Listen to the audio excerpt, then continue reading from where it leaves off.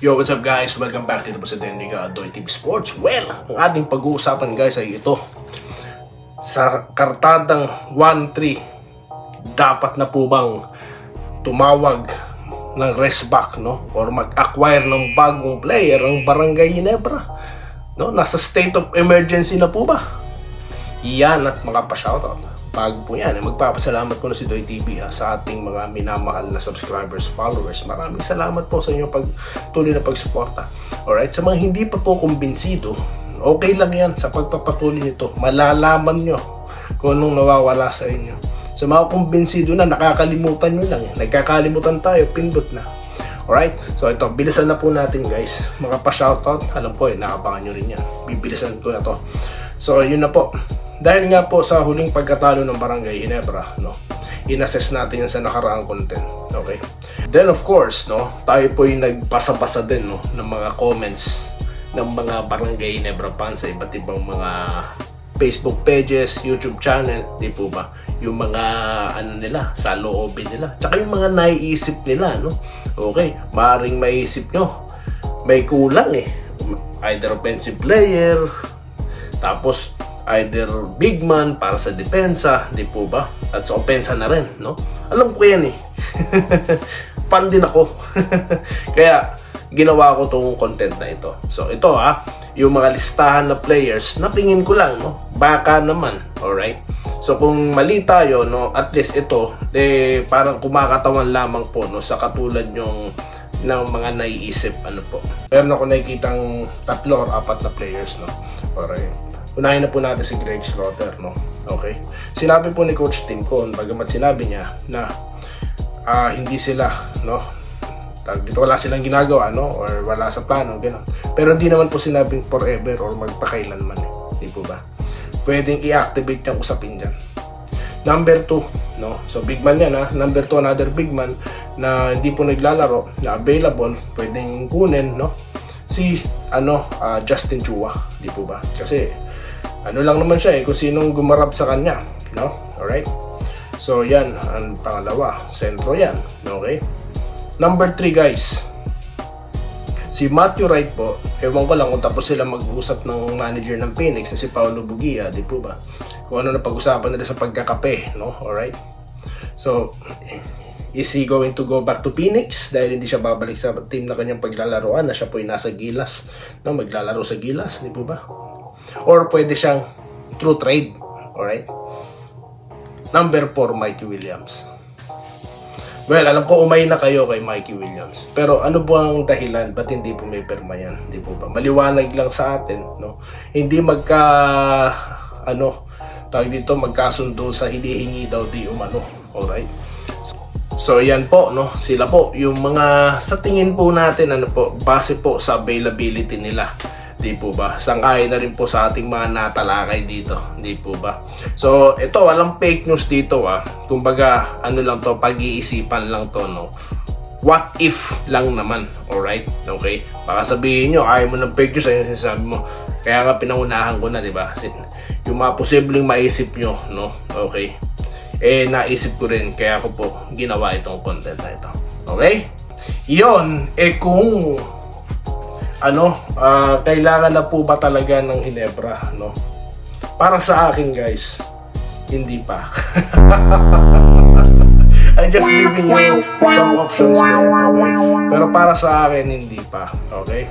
Tignan nyo po ang calendar ng Ginebra, sa kanilang susunod na mga pakpakan. Converge, NLEX muna, no? Alright? Sunod na po dyan is yung Titan, okay? Sunod na po dyan itong Converge at Phoenix, no? Sa 4 na yan.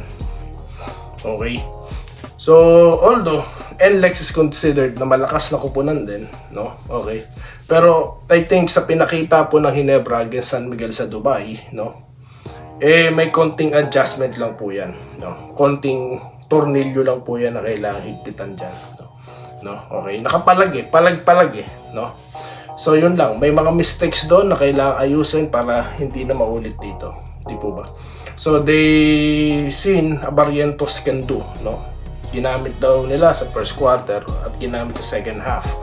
So nakita niyo naman kung nasaan ang sitwasyon offensive ng Ginebra, di po ba? So yun lang po ang ibig ko sabihin. Alright?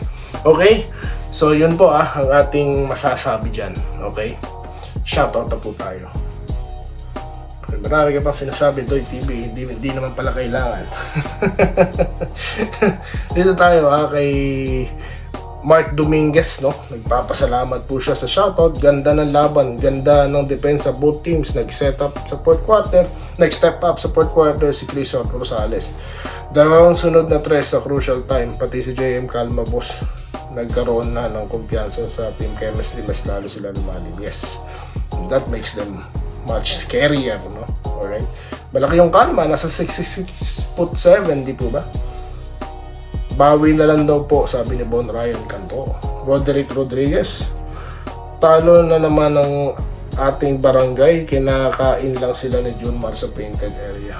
Yun na nga po nakaka-kick out. May paraan naman po para tawag dito, i-deny si Junmar. Masakit nga lang sa katawan, di madali, pero may paraan para i-deny siya no?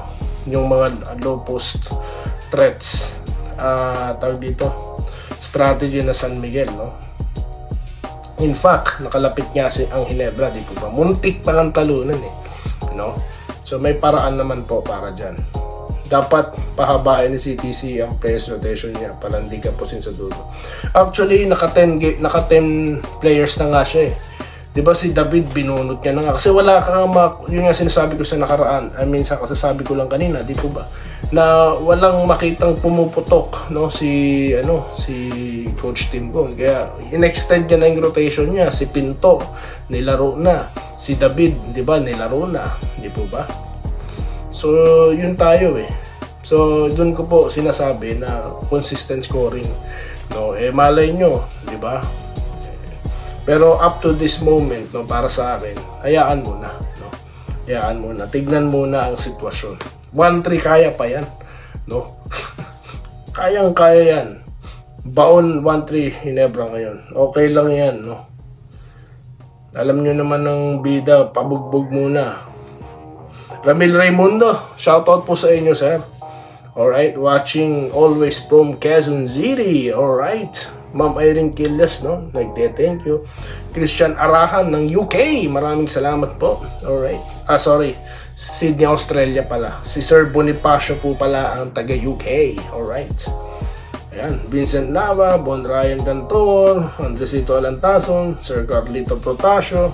Alright. Pero nga po pala tayong dyan, shorts, no? Yung kanta. Medyo na na-inspired tayo ng isang natin, viewer natin, po.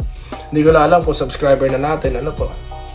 Si Ma'am Queen, ayan, shoutout po Gusto niya po na tayo po yung mag-live ulit at sila ulit daw ni Ma'am Minerva Japa ang bahala sa scoring.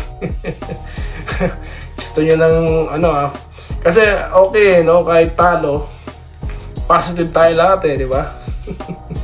And of course, di ba? Humahanga tayo sa tatalo, di ba? Kasi naman talaga guys, sabi ko nga sa inyo, turn negative into positive. No? Tignan nyo kung anong ginagawa execution sa kabila. Yung effort ng mga players, di po ba? And of coach as well, no? Yung mga magic bunot sila, yun na nga po, nabanggit na ni Sir Mark, si Rosales, di po ba? So yun lang po muna guys ang ating topic sa ngayon at ako po yung nagpapasalamat sa inyo 18k subscribers po, no? Maraming salamat. Abangan nyo na po ang ating pasasalamat 18k video natin. Yun lamang po at maraming salamat at magandang araw po magandang gabi dyan sa Pilipinas. Salamat po sa panonood. Subscribe na para sa mga susunod na basketball at boxing videos.